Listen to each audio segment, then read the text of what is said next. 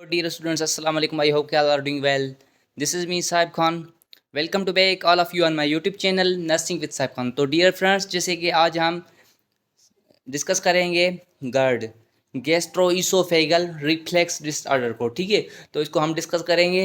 जैसे कि पहले हमने स्टोमेटाइटिस और oral cancer, and today is the we discuss in this video lecture GERD. ठीक है, तो आज हमारा जो टॉपिक है वो है disorder of the oesophagus, sorry disorder of stomach. ठीक है, तो अब इसमें क्या है कि गैस्ट्रो ईसोफेगल रिफ्लेक्स। ठीक है, मीन्स के गैस्ट्रो मीन्स के स्टमक। ठीक है, एंड ईसोफेगल मीन्स के ईसोफेगस जो हमारा फूड पाइप होता है। ठीक है, तो और रिफ्लेक्स मीन्स के बैक फ्लो। ठीक है, अब क्या है कि स्टमक से बैक फ्लो किसका, जो हम फूड को इनटेक करते हैं, जो फूड बोलस होके हमारी जो है ना फूड पाइप से इसोफेगस से लेके हमारे स्टमक में आता है। ठीक है, वो जब स्टमक में आता है तो स्टमक में क्या होता है, HCl होती है एंड पेप्सिन एंजाइम होते हैं। ठीक है, वो फूड से मिक्स होके काइम एक सस्पेंशन बनाते हैं जिसको हम काइम कहते हैं। ठीक है, तो अब जो वो उसका बैक फ्लो होता है कहाँ, टुवर्ड्स दी ईसोफेगस, तो उसको हम क्या कहते हैं, गैस्ट्रो ईसोफेगल रिफ्लेक्स डिसऑर्डर। ठीक है, तो अब ये होता कैसे है कि हम पहले इसको नॉर्मली डिस्कस करते हैं कि भाई ये कैसे होता है। जब हम फूड इनटेक करते हैं माउथ से, तो वो जो हम सलाइवा और टीथ फूड को ब्रेक कर देते हैं स्मॉल पार्टिकल्स में। ठीक है, तो अब वो फूड जो है ना माउथ से जाता है ईसोफेगस। ठीक है, ईसोफेगस के इनर लाइनिंग जो होती है वो स्मूथ मसल्स की बनी होती है। वहाँ पे जो है ना पेरिस्टलिस मूवमेंट होती है, जहाँ जिसकी वजह से जो फूड है वो मूव करता है टुवर्ड्स दी डाइजेस्टिव ट्रैक्ट। ठीक है, तो अब वो फूड कहाँ जाएगा, वो फूड जाएगा हमारे स्टमक में। तो यहाँ पे दो कॉन्सेप्ट हैं कि हमारे जो ईसोफेगस है तो उसमें दो इंस्पेक्टर्स होते हैं जिसको हम डोर कहते हैं, एक ऊपर दूसरा नीचे। ठीक है, तो ऊपर को क्या कहते हैं, लोअर ईसोफेगल स्पिनेक्टर, एंड जो स्टमक और ईसोफेगस को कनेक्ट करता है तो उसको क्या कहते हैं, लोअर ईसोफेगल स्पिनेक्टर। ठीक है, तो अब मेन जो डिसऑर्डर ये है कि जो स्टमक से बैक फ्लो हो रहा है HCl का, गैस्ट्रिक जूसेस का टुवर्ड्स दी ईसोफेगस, तो वहाँ पे जो मेन रीज़न है कि वो जो लोअर ईसोफेगल रिफ्लेक्स स्फिंक्टर होता है वो वीक हो जाता है। ठीक है, वो वीक हो जाता है, वो ओपन रहता है, तो उस वजह से बैक फ्लो होता है गैस्ट्रिक जूसेस का ईसोफेगल में। ठीक है, तो उसकी जो इनर लाइनिंग होती है वो स्मूथ मसल्स की होती है, वहाँ पे जलन होती है, वहाँ पे जो है ना पेन होता है। ठीक है, तो उसको क्या कहते हैं, गैस्ट्रो ईसोफेगल रिफ्लेक्स डिजीज। ठीक है, आल्सो नोन है एसिड रिफ्लेक्स, मीन्स के एसिड जो होता है वो रिफ्लेक्स करता है कहाँ पे, ईसोफेगस में। ठीक है, long term condition in which stomach contents rise up to in the oesophagus. It is a digestive disorder that occurs when acid stomach juice or food and fluids break up from the stomach into the oesophagus. ठीक है, तो अब ये होता क्या है, जैसे कि मैंने आपको पहले ही समरी बताई कि जो हम फूड इंटेक करते हैं वो HCl पेप्सिन एंजाइम और जो फूड आपस में मिक्स होकर एक कायम सस्पेंशन बनाते हैं, वो मूव करता है, बैक फ्लो करता है इसोफेगस में, तो उसको उस बैक फ्लो को क्या कहते हैं, गैस्ट्रो इसोफेगल रिफ्लेक्स, सॉरी। तो अब ये क्या है, गैस्ट्रोइसोफेगल रिफ्लेक्स डिजीज क्या है। अब एक जो डायग्राम है इसमें नॉर्मल कंडीशन है। ठीक है, नॉर्मल पैथोफिजियोलॉजी है। तो अब हम जब भी कोई फूड इनटेक करते हैं, तो जब वो फूड इसोफेगस से स्टमक में इन होता है तो वो जो लोअर इसोफेगल स्पिनेक्टर होता है ओपन होता है। ठीक है, अब फूड इन हो गया तो क्लोज हो जाएगा। ठीक है, अगर हेल्थी पर्सन में दूसरी पिक्चर में शो हो रहा है कि वो स्पिनेक्टर अलो ओपन अलो रिफ्लेक्स, मीन्स कि वो इस स्पिनेक्टर जो है वीक हो जाता है, फिर वो अलो करता है, मीन्स कि गैस्ट्रिक जूस को वो बैक फ्लो करें। ठीक है, इस वजह से इसको जो है ना हमारे इसोफेगस की लाइनिंग डैमेज हो जाती हैं, स्वेलिंग होती हैं, जिसको इसोफेगोटाइटिस कहते हैं। ठीक है, तो ये डिसऑर्डर है।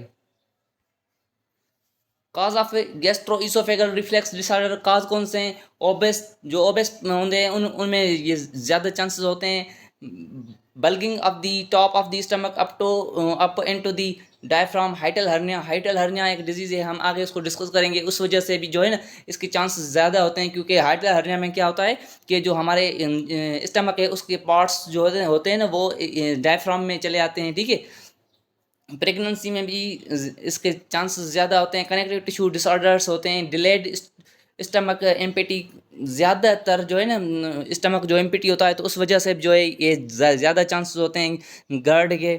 And smoking, eating large meals और ईटिंग लेट एट नाइट, वो जो लार्ज अमाउंट में जो है ना खाना खाते हैं या लेट नाइट को खाना खाते हैं तो उनमें भी ये ज़्यादा चांसेस होते हैं। या वो लोग जो खाना खा के फ़ौरन लेट जाते हैं तो उनमें भी ज़्यादा चांसेस होते हैं।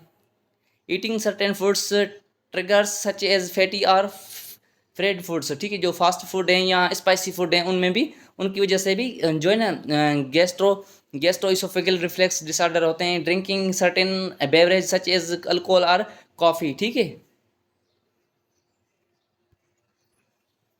अब इसकी पैथोफिजियोलॉजी क्या है, जैसे कि मैंने बताया आपको तो कि lower oesophageal sphincter get disturb due to the causative agent, ठीक है। अब जो लोअर इसोफेगल स्फिंक्टर है वो क्या हो जाएगा, वो डिस्टर्ब हो जाएगा, मीन्स कि वो अनहेल्दी हो जाएगा, वो ओपन रहेगा, ठीक है। अब वो ओपन रहेगा तो स्टमक में जो भी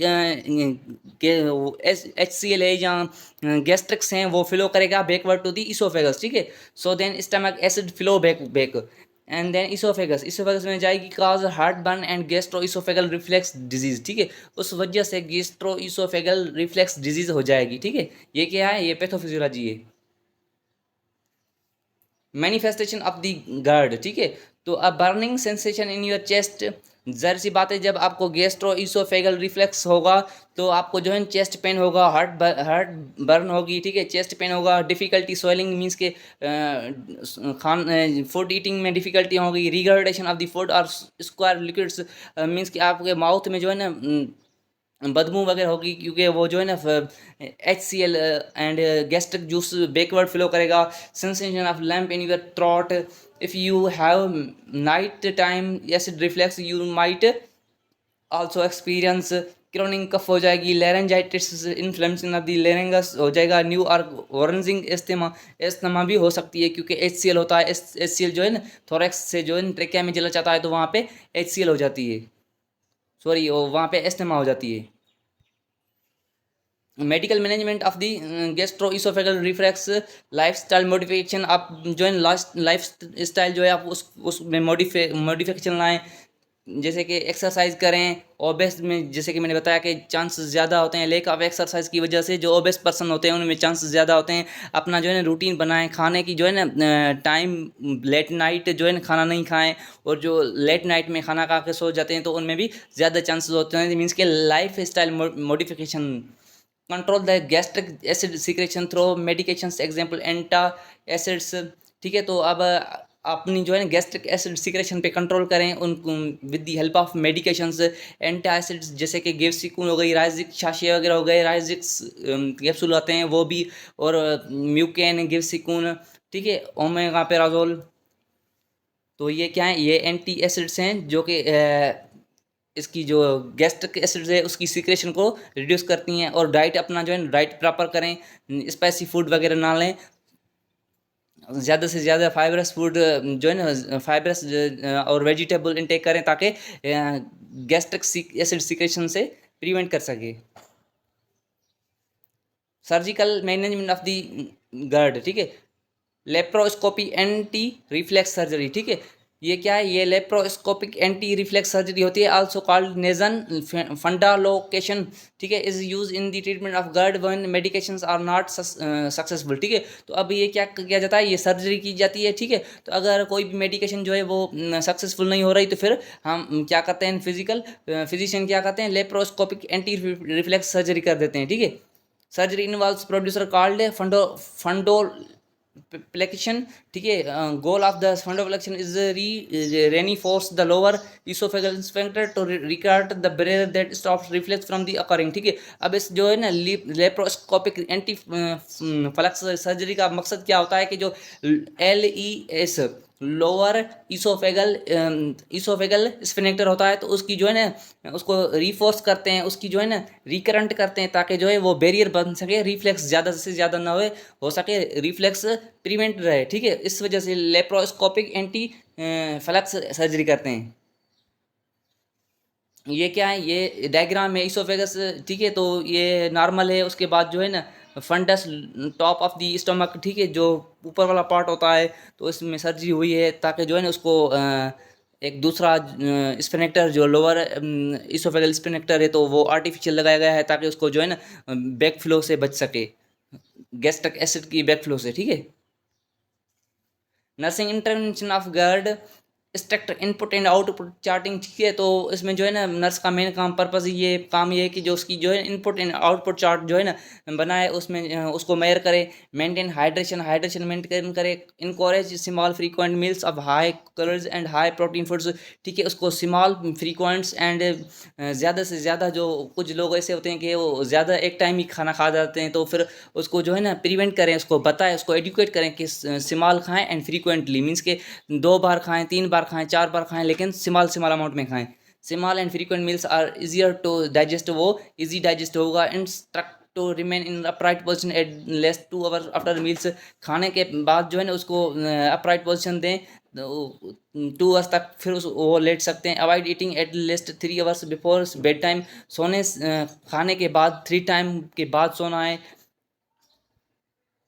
administer antacids are ordered by doctors, antacids वो ड्रग्स होती हैं जो कि गैस्ट्रिक एसिड की सिक्रेशन को रिड्यूस करती हैं, वो देनी है जो कि डॉक्टर प्रिस्क्राइब करे। Teach to avoid alcohol, tea, coffee and chocolate, keep patient in upright position to prevent reflux, provide emotional support to the patient. Nursing diagnosis क्या है?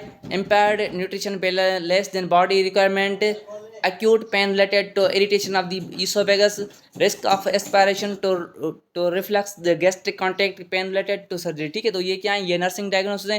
तो हमने जो है ना इस वीडियो लेक्चर में जो है ना गार्ड को एक्सप्लेन किया। तो इंशाल्लाह हम आगे दूसरे वीडियो लेक्चर में जो है ना हार्टल हर्निया पे डिस्कस करेंगे। तो इंशाल्लाह हम तमाम जल्द मिलते हैं। तब तक मुझे अपनी दुआओं में याद रखिए, अपना और अपनी फैमिली का ख्याल रखिए।